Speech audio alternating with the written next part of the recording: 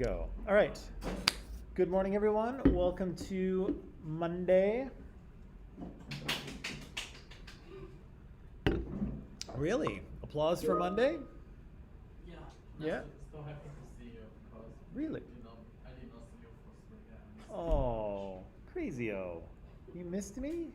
I miss you every day. Oh, that warms my heart. Warms my heart.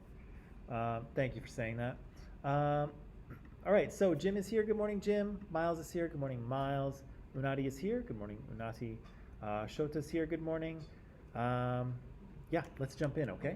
So, on Friday, we were talking about China, right? And we watched the rest of this documentary on Chinese Communist Party, and it kind of took us from after the Cultural Revolution and kind of very quickly through the sort of post Mao period, right? So Mao kind of starts to lose power after the Cultural Revolution. The Communist Party starts to kind of push him aside and make him into more of a symbol of the party or a figurehead rather than, the guy who's, at the controls of the country. And there's a few people who kind of cycle through positions, but eventually they land on Deng Xiaoping, right? And we said, oh, there's Mao and Deng right there, I think. What's that? Oh, Yeah. So we said that the Great Leap Forward was kind of a bit of a disaster, trying to collectivize farms, increase agricultural output, and to industrialize all at the same time. And again, the program was a bit of a disaster, right? Again, it did allow China to begin to industrialize and collectivize, but it didn't really result in the kind of progress that Mao thought it would, right? And in fact, a lot of people will starve and die in the process. But again, we don't have very clear numbers as to, how many people ultimately lost their lives. We talked about the Cultural Revolution here in 1966. Mao kind of attempts to reassert his authority over the Chinese Communist Party, but also kind of, I think, find someone to blame for, the failure of China to really achieve what Mao had thought it could, right? And so he basically, I got a little typo there. He basically turns China loose on itself, right? He encourages youth to purge the impure elements of Chinese society, right? And he sends them out to attack the four olds, right? And in the process, as I say, the country basically is tearing itself apart, right? Looking for, elements of capitalist thought, of non-communist thought, of traditional thought, of Confucianism, of anything that, is in any way contradictory to Communist Party and to communism and to Mao's teaching, right? And so it's kind of a period of kind of internal destruction. It sets China's economy back probably a good decade. And so it's a bit of a disaster, right? It's a bit of a disaster. Of course, Mao is going to have a stroke. I think he has his first stroke in 1972, but don't quote me on that. But eventually he's going to die in 1976. I've got some mix-ups in my slides here. But the estimates are that, again, another 1 million people are going to be killed during the Cultural Revolution, and others are going to have their property taken, they'll be imprisoned, they'll be tortured or beaten, all in kind of an attempt to, purge this old thinking from the country and, to allow Mao to purge some of his personal enemies as well, right? And the documentary mentioned that Deng Xiaoping is one of those potential enemies that are purged, right, at the first part of the Cultural Revolution. But fortunately for Deng, and maybe fortunately for China, Deng Xiaoping finds his way back into the Communist Party, and he is put in charge of, the economy. So it's him that we'll talk about. Today. And so here he is. You can see he's he lives to about 93 years old, which is pretty impressive. Um, Serves as the kind of main leader of the CCP from about 1978, so a couple of years after Mao's death, all the way into 1989. And so, China's kind of, it's I think it's politics China owes to Mao, but I think its economy China owes to Deng Xiaoping here, right? I think he's the kind of the architect of modern China's economy, and he's probably to thank for the economic success that China's experienced in the last few years, right? He kind of lays the groundwork for that. So what I'd like to do is just read this short section of the text. I want to talk about Deng Xiaoping and where China is today. And then what we'll do is we'll press pause on China, and we'll just jump back to the Soviet Union and finish out their story and see if we can draw some parallels between these two countries, right, that have somewhat similar beginnings, right, with communism, but we'll see where they are today and see if we can draw any comparisons between them. But what I'll do is I'll turn you loose. I'll give you how much time do I have on the clock here? I'll give you 15 minutes, and then after 15 minutes, we'll see what we can talk about, okay? I know there's, it's not bad. Okay, let's start reading, and then we'll see where we are in 15 minutes, okay? Pages are in Microsoft Teams, of course.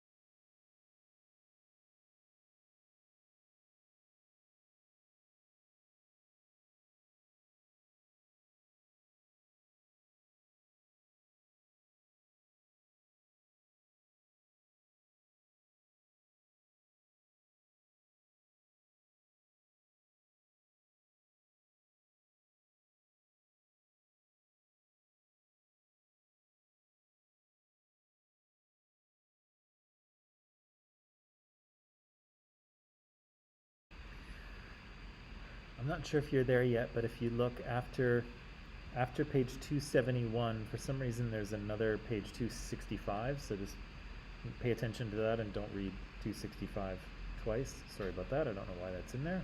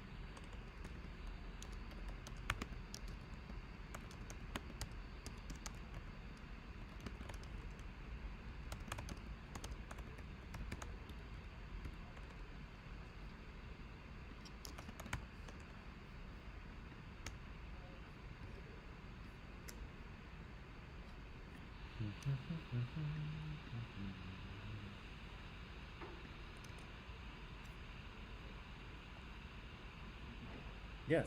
I have a little question for my final. Okay. So you're saying for the quotation no, you need to like quote more than like a biography. Say that one more time. So because like the whole process, the whole African American right movement is like a kind of long Yeah.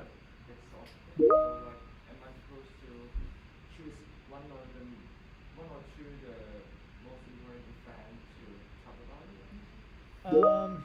I think it's up to you. I think it's up to you. I think it's. Let me. I'll talk about that a little bit after the break, and then maybe you'll have a little more clarity about what to do. Yeah. Yeah. Okay.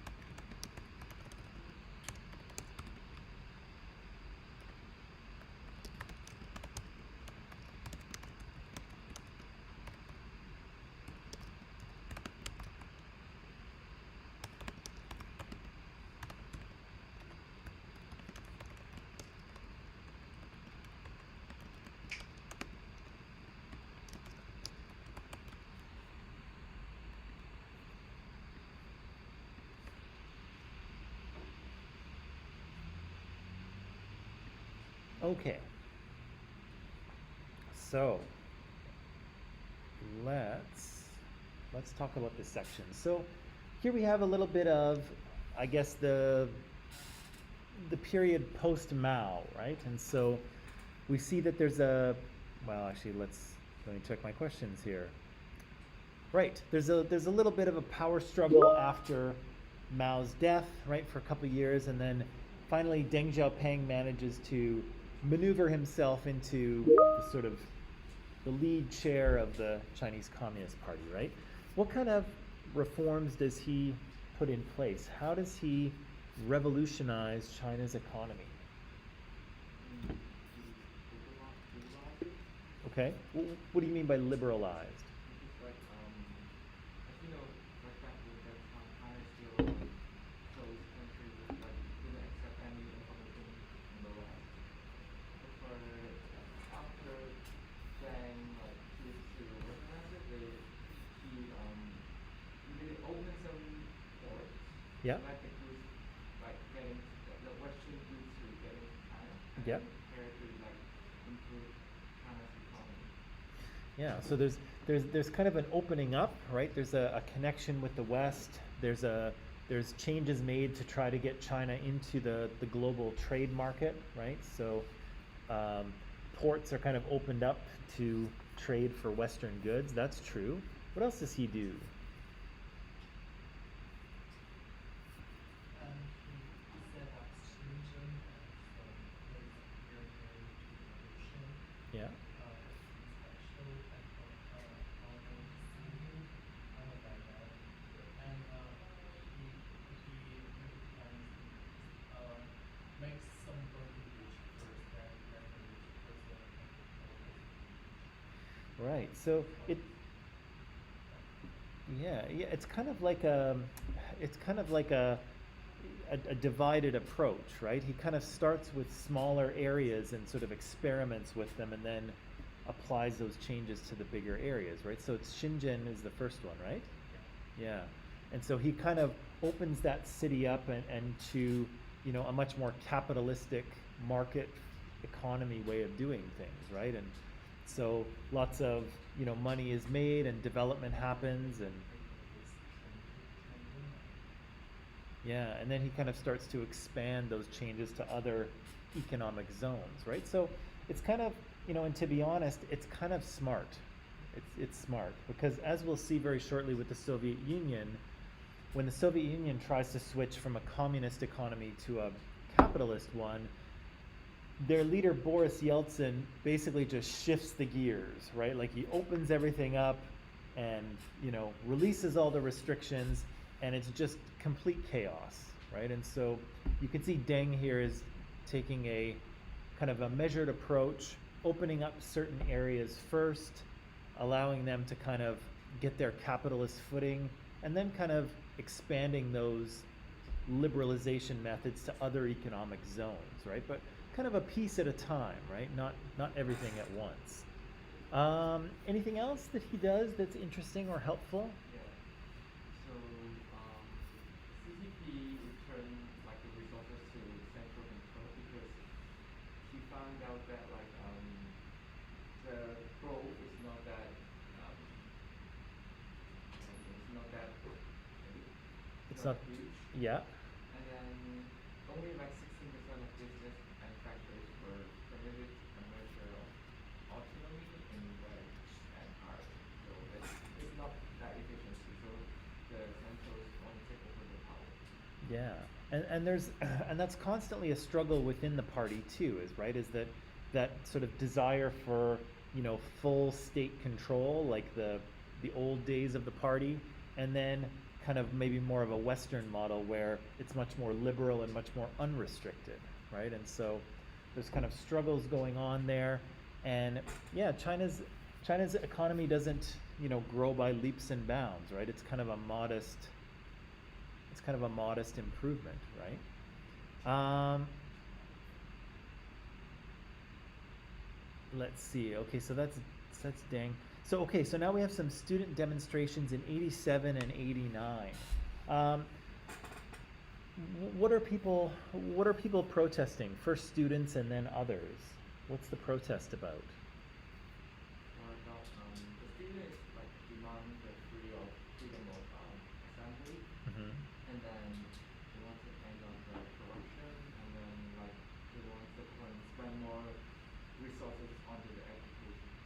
Yeah. So and it's kind of the political and the economic, right? Deng Xiaoping has kind of opened up the economy a little bit, right? He's allowed Western goods in. He's kind of making connections with other world countries and trying to integrate China into a world trade.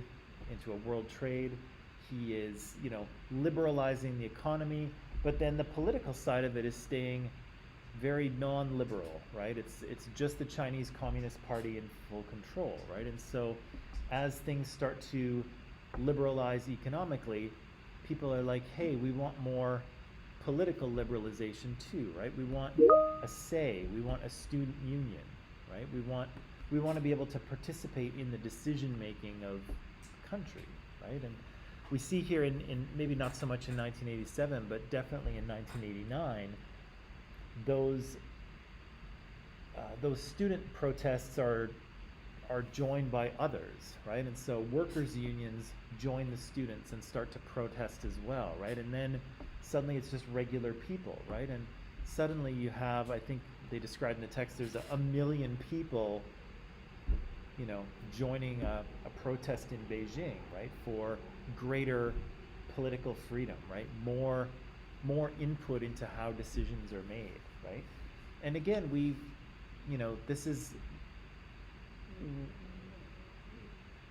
should recognize that this is very similar to what we saw in the Soviet bloc, right? In Poland, in Hungary, in Czechoslovakia, right? People who are pushing back against either communism or against an authoritarian government, saying, hey, we want more freedoms, right? We want to be able to participate in the decision-making process, right? And again, in Eastern Europe, we saw that the Soviet government clamped down pretty hard, right? In Hungary, not so much in Poland, but in Hungary and in Czechoslovakia, the Red Army shows up and puts down the revolution, right? And what happens here in China? They decided to use the soldiers to end it brutally Yeah. in the Tiananmen Square. Yeah, and so sadly, basically the exact same thing happens that we see happen in Eastern Europe, right? The government comes in, puts down the revolution, restores order, and people are sent to re-education camps or sent to prison. Some people are killed. Quite a number of people are killed, right? And the government sort of reasserts their authority over the people, right? And so, again, it's kind of, it's interesting to see that pattern show up over and over again, where people push back and then the army comes in and puts down the revolution, right? Question 15 is kind of, it's a little bit silly in that it's meant to be like, it's meant to say what is China's economy like now, but since the book is from 2002, sorry, Crazy? Yeah, since the book is from 2002, that's what it's asking, right? Is what's the and so what is the economy like in 2002? How do they describe it? I think they didn't talk about that. What's that? Uncertain, because education were this time were going in the rural areas where health and education service have all collapsed compared to civil service. Yeah. Yeah, and so there's a definite difference between like the rural and the urban, right? So people in the cities have all kinds of infrastructure things that people in the country don't have, right? And maybe it's fair to say that China is in 2002 anyway, is in a period where they really need to invest in infrastructure, right? They really need to invest in roads and telecommunications and buildings and things like that, because their economy after their economy kind of in the late 80s and into the 90s really starts to heat up, right? Economic growth starts going by, I think they said 8% annually. That's ridiculous, right? That's huge. Doesn't sound like much, but it's huge. And so the country has to keep up with that as well, right? It's got to have the infrastructure to allow that business to operate, right? And if it doesn't have telecommunications or the internet communications, if it doesn't have the roads and the rail lines and the shipping ports and things like that, then that development can't happen, right? The business can't occur, right? And so China, I think probably at this stage is in a phase of the economy has grown, but now they have to catch up, right, and build all of the infrastructure they need to allow that business to take place. And I don't know because I've never been there, but it strikes me as that China's actually made it to that point where they have invested in infrastructure and they have allowed that business to occur because their economy is massive and quite successful, it seems. Is it not? Yeah. Okay, so I'm just going to press pause on that. Anything else we want to say about China or questions we want to ask about China before we press pause on it and move back to Soviet Union? Like I said, I'm going to try to finish the Soviet Union story and then circle back, and maybe we can deal with Xi Jinping and sort of current China. If we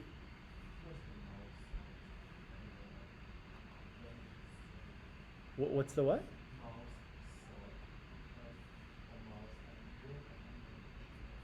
Mao's thought?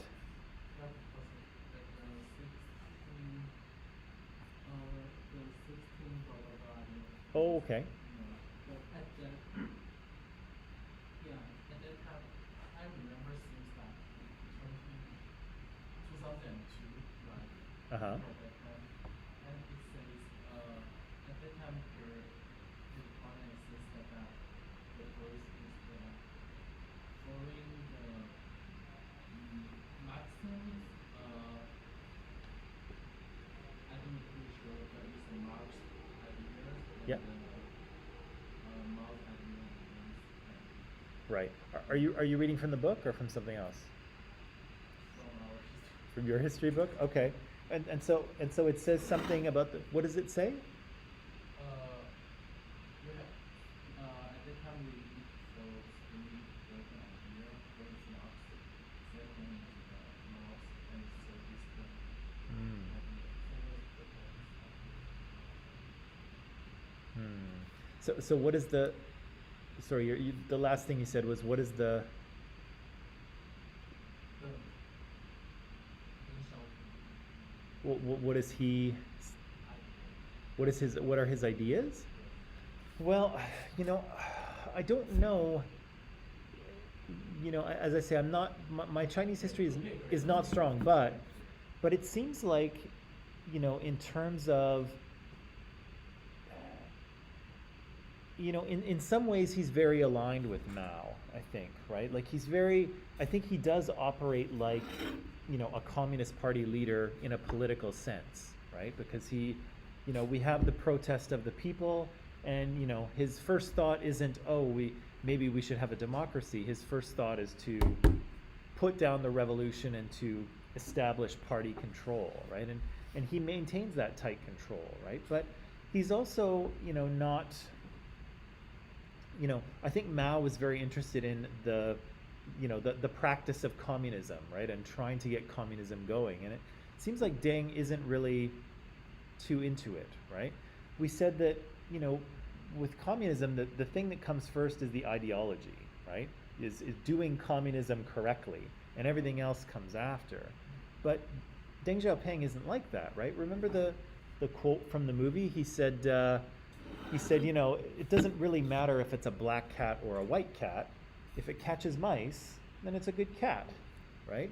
The color makes no difference, right? And that's kind of what he's saying here is that, you know, for so long, Mao has been trying to do communism, right? He's been trying to be a white cat or be a black cat, right? And Deng is saying it doesn't matter as long as things work and people's lives get better, then we're doing the right thing, right? And whether it's, you know, communist ideology, it doesn't much matter, right?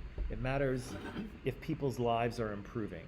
That's how we should be measuring this, not how closely it follows communist ideology. So, yeah, I think he was, you know, in some ways he was very much aligned with Mao and communist parties around the world, but I think economically speaking, he wasn't, right? He was in favor of state control, but really whatever, you know, improved people's lives was, you know, was open, right? He would do whatever he needed to improve people's lives, and I think in many ways he's been successful, right? I think that, you know, based on what I've seen, and again, I'm no expert, but I think people's lives in China are probably much better than they were 20 years ago, right? In terms of their quality of life, and their sort of personal wealth.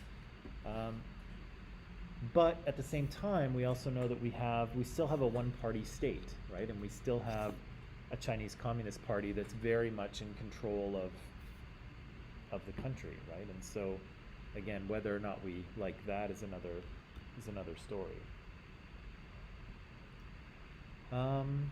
What else? Anything else we should say about China at the moment? No? No? Okay. Let's take a little break, and then when we come back, I'll talk about the final presentation thing a little bit, and then we'll talk about the Soviet Union a little bit again too. Okay? All right.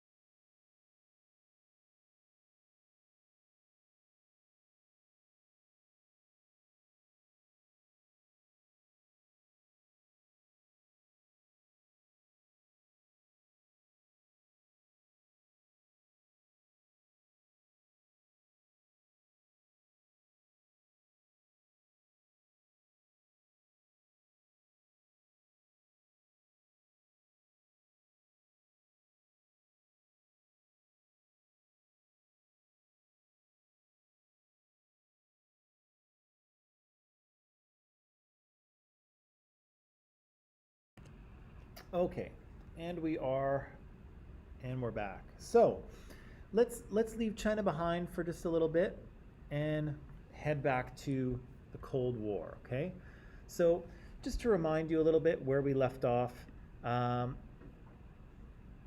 we were in about the 1970s. Okay, so yeah, about the period that Mao is having a stroke and sort of losing power in the Communist Party of China, and around the time that Deng Xiaoping is going to step back in, we have kind of a split in the Soviet Union, right? And we talked about that earlier. We said that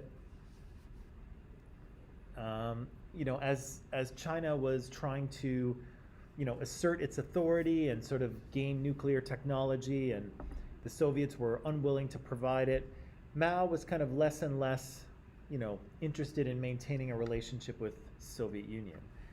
At the time, the Soviet Union has their own problems to deal with, and so it causes China to kind of drift away. And we see that as Deng Xiaoping becomes more powerful in China, he kind of leans China more toward the West, right? And again, we heard about that, we read about it, we saw it in the Cold War documentary where we saw President Richard Nixon go to China for the first time, and so that's kind of where we were last time. So the U.S. said the U.S. would reestablish a relationship with China, and of course that relationship would continue to develop. We said that the USSR and the U.S., other countries as well, they met in Helsinki, Finland, right? And they sat down and signed a bunch of accords, right? A bunch of agreements based on negotiations that had come earlier. And we said that those accords, those Helsinki Accords, confirmed the boundaries of Eastern Europe, which again, the Soviet Union had wanted those borders guaranteed since the end of the Second World War. So finally, they managed to get them confirmed. There's a few other things, cooperation and non-intervention. But the last part is both sides agree to cooperate in human rights areas. And so the accords kind of suggest that the Soviet Union knows what human rights are, and they sign on saying that they will respect and promote them, right? And so for the Soviets at the time, they kind of think, oh, well, who cares about this? This isn't, this isn't international. This isn't binding, right? We don't have to follow it. And they don't. But it does have repercussions in Eastern Europe, because Eastern Europe sees that the Soviet Union signs on to these things, and it starts to foster more discontent, right? More people pushing back against the authoritarian government. You'll also remember that we talked about the Soviets' war in Afghanistan, right? We said that the Soviets went into Afghanistan to support a failing Marxist government, but of course it was one that would keep Afghanistan kind of closely allied to the Soviet Union. But unfortunately, it was a lost cause for the Soviet Union, right? They're not going to be able to win this war, and so they roll in on Christmas Day. I don't know why so many things happen on Christmas Day in history, but they seem to. You would think people have better things to do.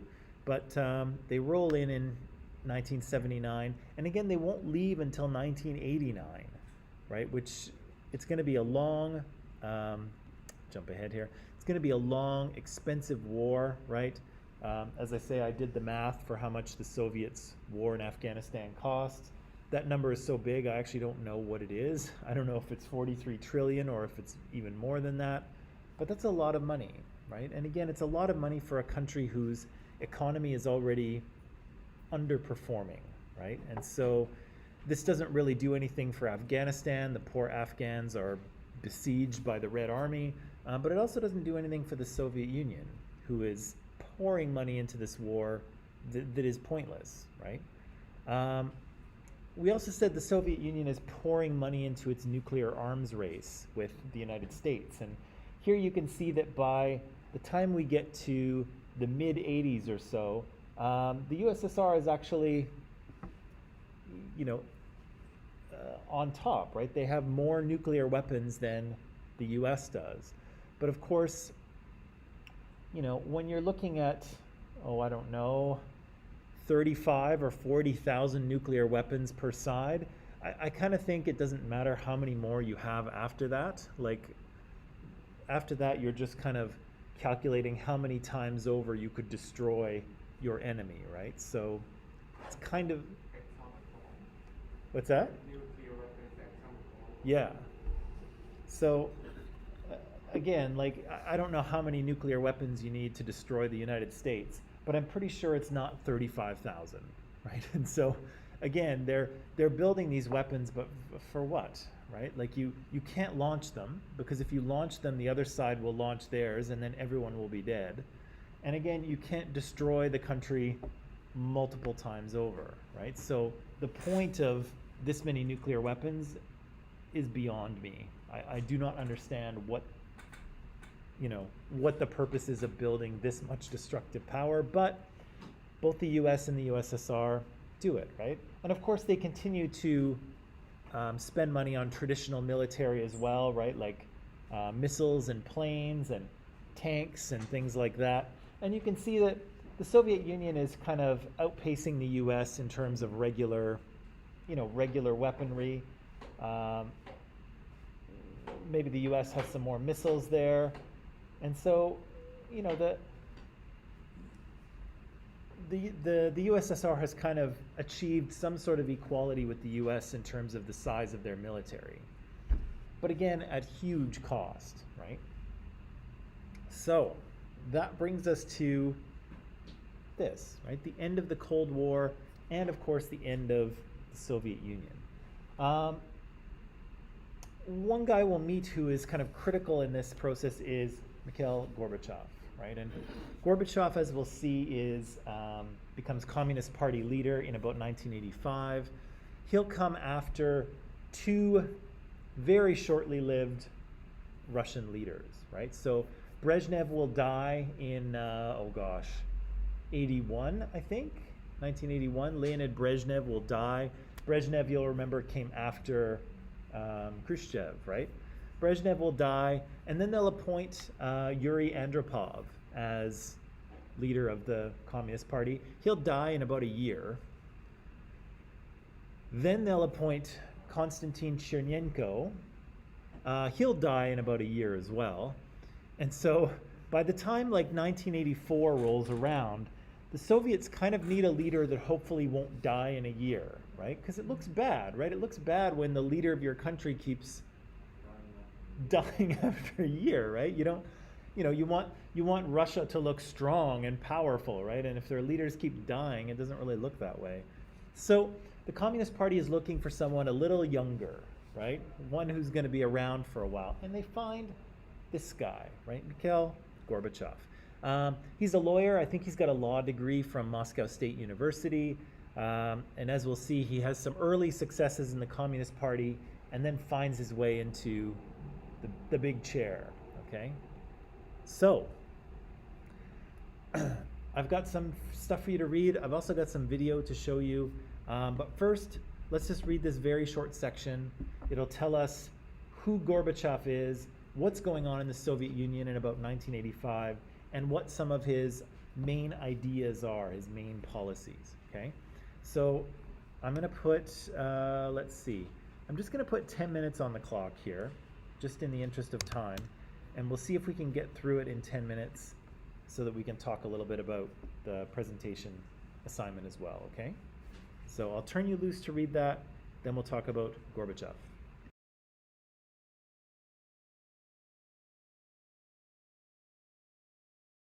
Called him.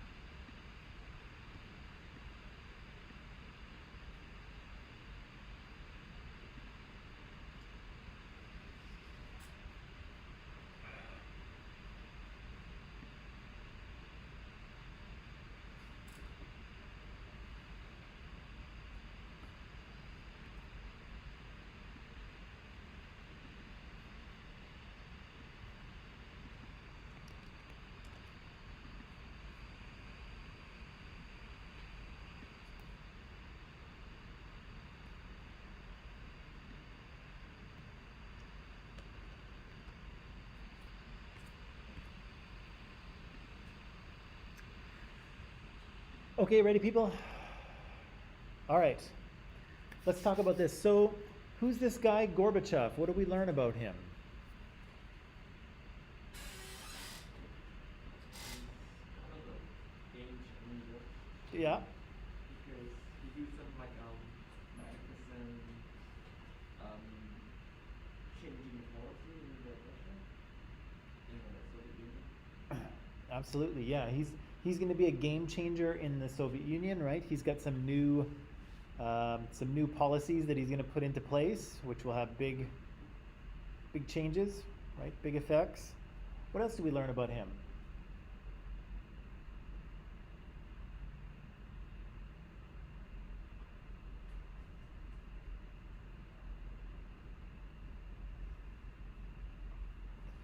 He had some early success, right?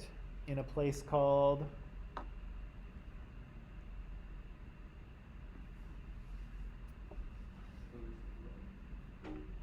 where? Nope. The Politburo is the political bureau, so that's kind of like the Communist Party group that runs the country. Yeah. So there's the Politburo, but he has some early success in a place called Stavropol, right? So he makes some agricultural reforms there that are successful. The Communist Party notices that and they bring him to Moscow to help out. He tries to reform Soviet agriculture while he's in Moscow, right? How does that go? Does it? Is he still alive? Yes, he is. Yep. Still alive. Old guy now, but I thought he's dead. what's that? I thought he's died. No, he's still around.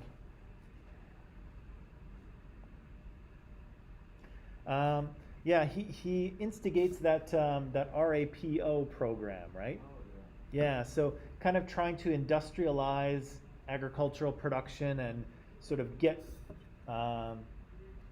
food, from the field, from the harvest into the stores, right? Does that go very well? yeah. Nope. What happens? There's still like food shortage in the Soviet Union because I miss this part. That's why. Okay. It says that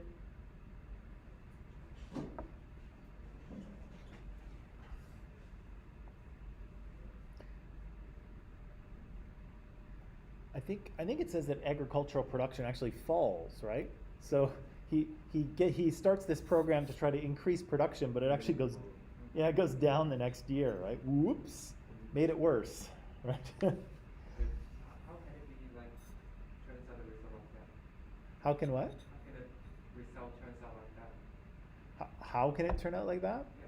Well, I don't really know the ins and outs of this particular program, but one of the things that comes up in a state like the USSR, particularly in the 1980s, like before computers and internet and stuff like that, is that it's very difficult to run a country the size of the Soviet Union from one room. And that's basically what's happening, right? You've got the Communist Party in charge, and they're running the entire country, right? They own every business in the entire country. Every person in the country is their employee, and they've got to manage it all. And they've got to manage it from one room. And it's bonkers, right? Because you just cannot, there's just too much detail, right? There's too many decisions to be made. And so, this is where democracy has a bit of an edge, is because democracy spreads out the decision making, right? So here in Vancouver, we have a mayor and a city council, and they kind of make the decisions for Vancouver, right? That's their jurisdiction. We have a provincial government, right, with John Horgan and all his people, and they kind of run the province itself, right, and certain things within the province. Then we have a federal government, right, with Justin Trudeau and all his people, and they attend to federal matters, right? So we kind of spread out the decision making so that it's more responsive, right? But the communists have all the decisions coming from one room. And so it makes it really difficult to, you know, make decisions, to, you know, change things that aren't working, to sort of, you know, get data on, you know, how well are we doing. It's very, very difficult because it's too complicated, right? A country is too complicated when you control every single aspect of it and you're trying to do it from one place, right? And that's one of the things that communist systems run into, at least in this period of history, is that it's just too complicated, right? This is before computers. Everyone's still working on paper, right? And filling out forms and stamping them, and it's just too slow, right? So Gorbachev kind of has some success in Stavropol. He comes to Moscow. His agricultural reforms don't really work there, but still he has enough kind of backing and people are inspired enough by him to become Communist Party secretary, right? And he has a few kind of main policies or main ideas he's trying to get into operation. What's the first one? It starts with an A. Doesn't it? Oh, let's leave the G and the P ones until the end. But the first one starts with a U, I guess. In Russian, it starts with a U. Try it. Uskoryenie. You're almost there. Uskoryenie. You got to roll your R's. Right. Uskoryenie. What is that? Acceleration. What is Gorbachev trying to say? What does the Soviet Union need to do? To accelerate more in both economically and politically. Yeah, things have to speed up, right? Things had kind of like slowed down and ground to a halt. The economy was kind of right? And Gorbachev's like, we got to get going again, people. We've got to increase our rate of work. We've got to increase our rate of production. We've got to be more efficient. We've got to do all of these things, right? What's his second one? Is it the G one or the P one? The B one. The which one? B. Okay. What is it? Democratization. Russians have really long words often. So yeah, this one, Democratization, right? Democratization, or democratization if you want to do the English version. Well, what's he kind of saying here? To let the people decide what they want to do. Let the people decide what, yeah, so. Like openness of the thought. Nope, the openness is something else. Oh. This is the idea that, yeah, we need some element of democracy in this system, right? He has some democratic ideas, right? The people need to have a say, right? Which again is new. Communist parties don't usually do that. What's the third one? Glasnost. What's glasnost? Openness. What does it mean? To maybe let the Western company to get it, to let Not quite. Maybe, but what's he really talking about? What kind of openness? It's like give everybody a hug? come up. No? What's he talking about with glasnost?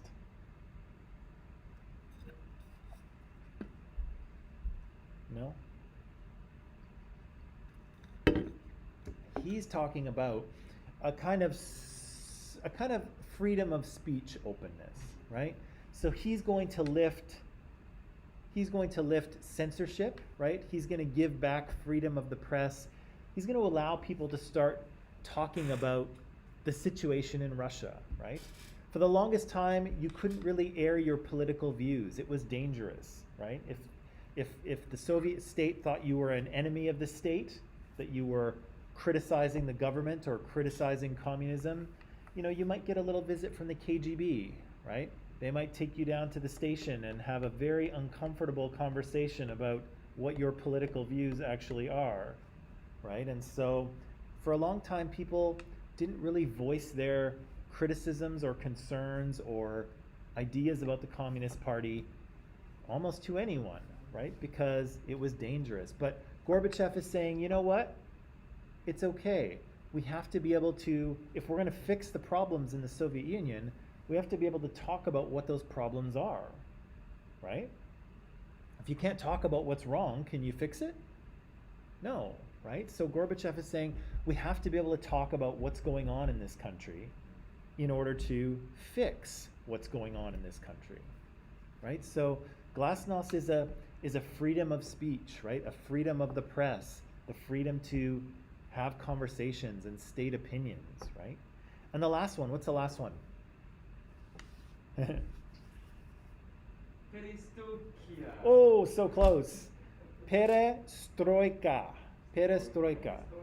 Perestroika. So in Russian, pera is like to kind of move things around, like to reshuffle things. Pere. Stroika comes from the verb stroit, which is to build, right? So perestroit, to kind of rebuild, right? To restructure, to sort of shift things around a little bit, right? That's what Gorbachev is talking about here. And so he starts off with kind of an economic thing, right? We have to restructure the economy.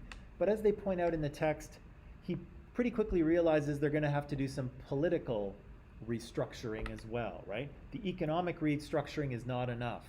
They need to go a little bit further, right? So that's what we'll deal with tomorrow. Very quickly, before we go, I just wanted to share this with you. Not this, you've already seen that. I want to so in Microsoft Teams, under Files, under Final Presentation or Final Project, whatever I said, I've put these two documents, okay? And so the first document has to do with what the presentation is actually about, right? And you've seen this text already, right? To research an event, compile this information, present it to the class, right? You already know that. Your presentation should have some text, some pictures, no videos, maybe a graph. If a graph is appropriate, I don't know, maybe it's not. And so, and you and your partner, if you have one, will present for about 10 minutes on this topic. We get to ask you some questions and put you in the hot seat, maybe, okay? What I want to see you do in this presentation is to be able to research good information and then to synthesize it and present it to us almost in the form of an argument, okay? And so that brings me to this document here, okay? And it might be a little small, maybe. Let me see if I can zoom it in here. Yeah, nope, too big. Okay, so this is how I'll be kind of grading this presentation. I'll be looking for basically 4 things, right? So your research, right? Have you done good research? Do you have an appropriate level of information and detail, right? I don't need every single detail about an event, right? But there are going to be some important ones that you will need to share with us, right? So have you found good information? Have you presented us with the things that we need to know?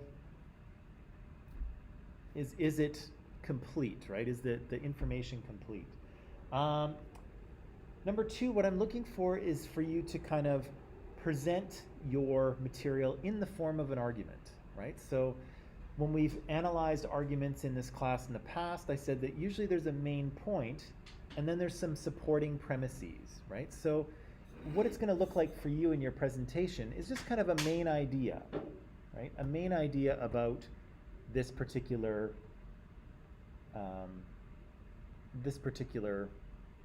event, okay? And so, you know, it might be something to do with, you know, why this is significant, right? This historical event is something we should pay attention to, and here's why. It might be something else, right? But I want you to, you know, have a main idea and then support it, okay? So we can talk a little bit more about that as we get closer.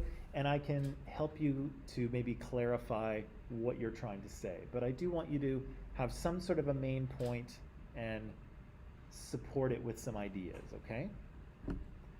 Third thing, I'll be looking for course connections. And so in this course, I've been trying to highlight places where things happen again and again, right? Where we have a similar, maybe a similar situation that ends the same, or a similar situation that ends differently, right? Or somehow we get to the same result from a different series of events, right? So if you can connect things in your presentation either back to events we've already talked about, or sort of themes or situations that we've already seen, that would be helpful, right?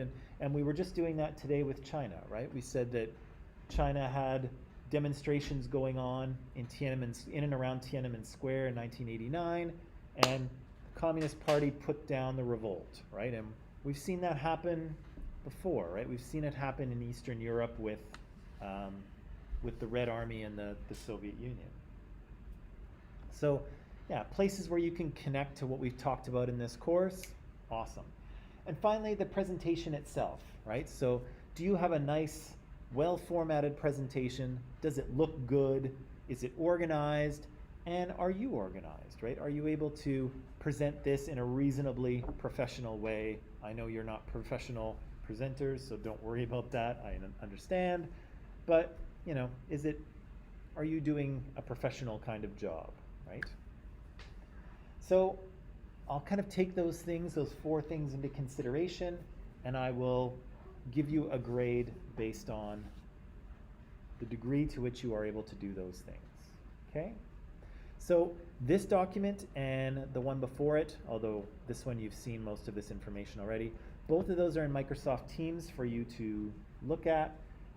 If you have questions about them as we go forward, I will answer them, but I think for now, since we're out of time, I will leave it there, and I'll see you tomorrow. Coolio? Okay, that is it. Have a nice afternoon. I'll see you tomorrow.